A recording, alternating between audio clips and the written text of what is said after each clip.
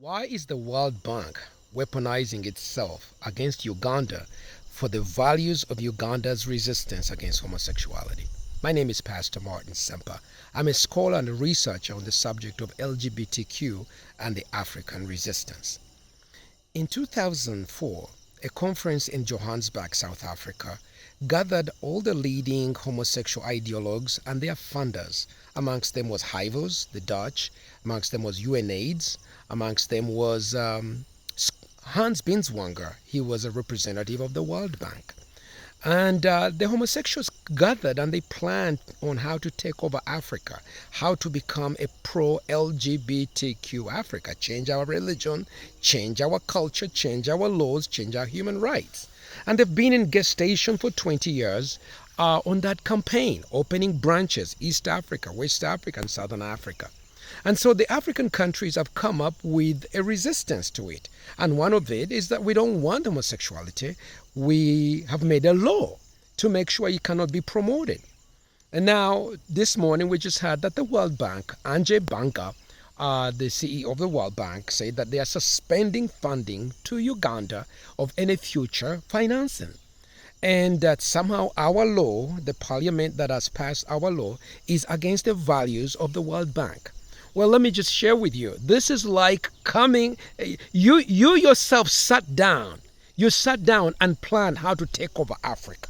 You and your leaders, including Hans Binswanger, he's an LGBTQ man. He came into World Bank covertly, and then after time, he began to weaponize himself, gathering other homosexuals, claiming that somehow the World Bank funding wasn't getting on the grassroots, which is not true.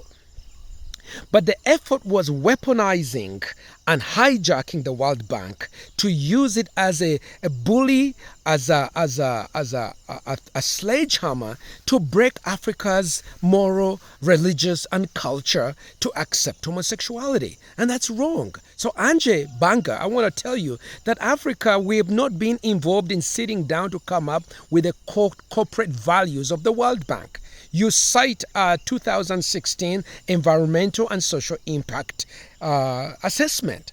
We were not there. You didn't have us sitting down. We're stakeholders.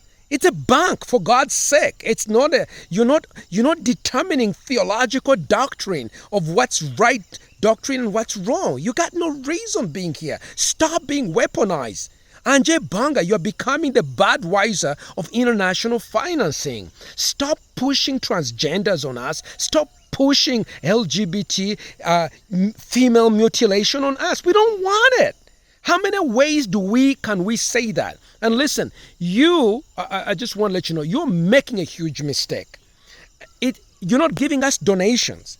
We pay back that money. We, the taxpayers, we, the Ugandans, we, the Africans. Stop using and weaponizing financial services for homosexual LGBT cultural domination of Africa. We reject it.